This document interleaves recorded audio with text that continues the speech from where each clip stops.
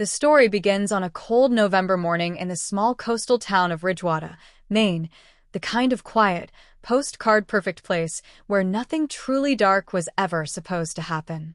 At 6:14 a.m., local police responded to what was first reported as a routine welfare check at an abandoned fishing warehouse near the harbor. But when officers stepped through the rusted sliding door, the air shifted. Something was wrong, deeply wrong. Inside the building, the floor was covered with scattered, water-damaged papers, a toppled chair, and an old camera tripod pointing toward an empty metal table. The scene looked staged, as if someone had prepared it for a filming session that never happened. The officers' flashlights followed a trail of muddy footprints leading toward the back room, but the footprints stopped abruptly, as if the person had vanished mid-step. And then they found the phone. A single smartphone lay face down beside the table, still recording. Its battery was nearly drained, but the final seconds of the video left officers silent. The footage showed a figure, blurred, hooded, and calm, placing something on the table. Then the screen whipped violently to the side, capturing only the sound of hurried breathing and the echo of footsteps before the video cut out. The phone belonged to Elias Hart, a respected 42-year-old high school photography teacher who had vanished the night before. He wasn't known as the type to wander into abandoned buildings, and he wasn't involved in anything dangerous. At least, that's what everyone thought. Detective Mara Kincaid, known for her razor-sharp instincts and calm under pressure, was brought onto the case within an hour. As she scanned the warehouse, she noticed something the responding officers had missed: a small blue notebook wedged beneath the tripod. The moment she opened it, a frown traced her face. The notebook wasn't Elias's. It contained names, dates, and locations, each written in precise, clean handwriting. Some of the entries were crossed out. Others had question marks beside them. 3 names on the list had something in common. All were connected to unresolved missing persons cases from the last 7 years. Cases with no suspects, no leads, and no explanations. But one name wasn't crossed out: Elias Hart. As investigators searched deeper into the warehouse, Mara found a locked steel door at the far end of the hall. It wasn't part of the building's original structure. This door had been installed recently. Fresh bolts, untouched hinges, and a keypad lock with digits worn from use. Someone had been entering this room regularly. A tech officer called out, "We can bypass the keypad. Give me 30 seconds." Mara waited, heart pounding, staring at the door like it was staring back at her. She wasn't sure if she wanted it open or desperately wished it would stay shut. Finally, the lock clicked. The officers swung the door open, and inside, illuminated by the harsh beam of Mara's flashlight, was a discovery so unexpected, so chilling, that it flipped the entire investigation upside down. Because sitting in the center of the room was Elias Hart himself, alive, unharmed, and waiting for them, with a single sentence that froze every officer in place. "I didn't call you here to find me. I called you here to stop them." For a long, tense moment, no one spoke.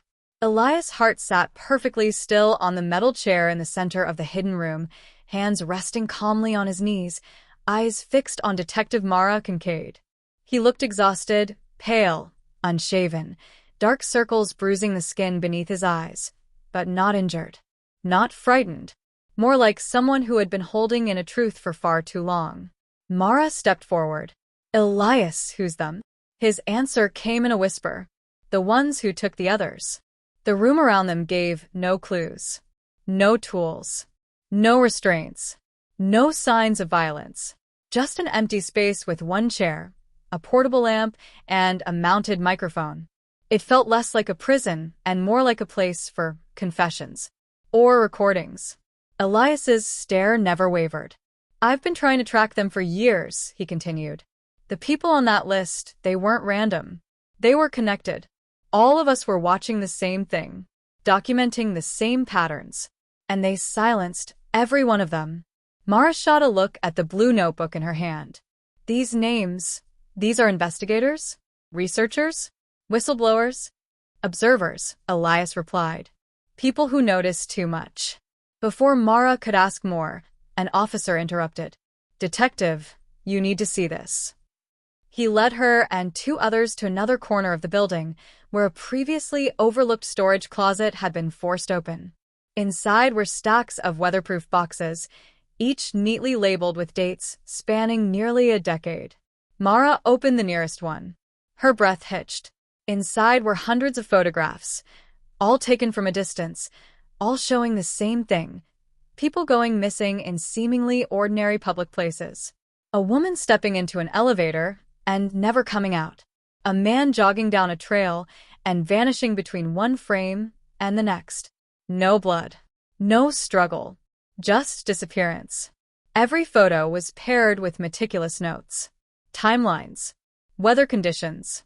Locations. Camera placement. These weren't random snapshots. They were part of a long-term surveillance project. One Elias had clearly been involved in. When she returned to the hidden room, Elias had grown restless. He rubbed his hands together anxiously. "You weren't supposed to find those yet," he muttered. "They'll know now." They watched the scene after it's disturbed. Mara narrowed her eyes. Elias, who watches? Who are we dealing with? He looked up sharply. They're not a group. They're individuals. Coordinated.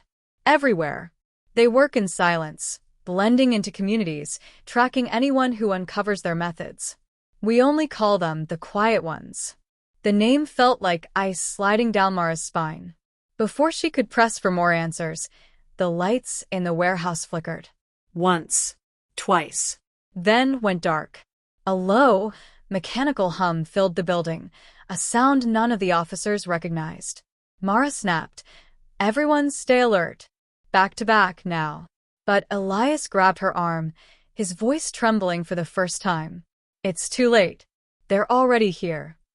And then, in the blackness of the warehouse, every officer heard the unmistakable sound of footsteps, closing in from every direction.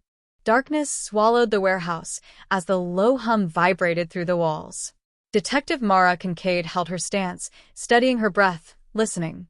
The footsteps echoed from multiple directions, deliberate, slow, confident.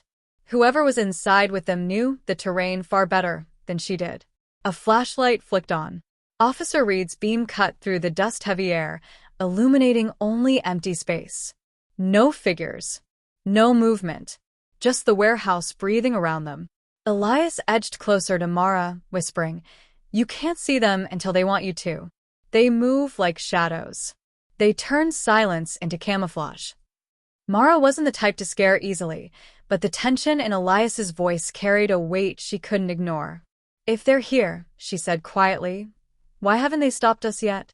"Because they don't need to," Elias answered. "They already erased the evidence."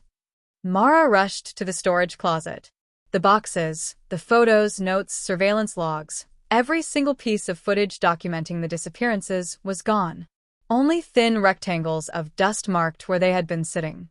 Her heart sank. "They're cleaning the trail." Footsteps echoed again, this time sharper, like someone running. Officer Reed shouted, "Movement on the north side." But when his light swept the area, no one was there. Elias backed away, panic rising in his voice. "They always do this. They remove everything that proves they exist. I told you, I wasn't hiding from them. I was bait. And you took it." Mara stared at him. Bait for what? To expose the last observer they haven't caught. Before she could react, a quiet metallic click sounded from behind her. She turned just in time to see a small recording device on the floor, one that hadn't been there moments ago, blinking red. Someone had dropped it at their feet. The hum in the building grew louder. Reed yelled, "Detective, we need to fall back. Now." But Elias shook his head violently. "You don't understand. They're not after me. I already played my part. They need someone new. Someone the public trusts.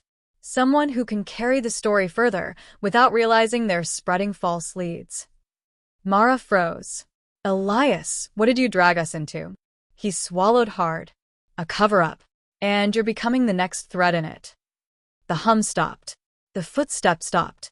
Every light in the warehouse suddenly flickered back to life, blindingly bright. And Elias' heart was gone. The chair where he had been sitting seconds earlier stood empty, gently spinning as if someone had slipped away silently, impossibly, in the flash of light. Reed scanned the room frantically. "Detective, where did he go?" "He was right here." Mara didn't answer. She stared at the discarded recording device still blinking on the concrete.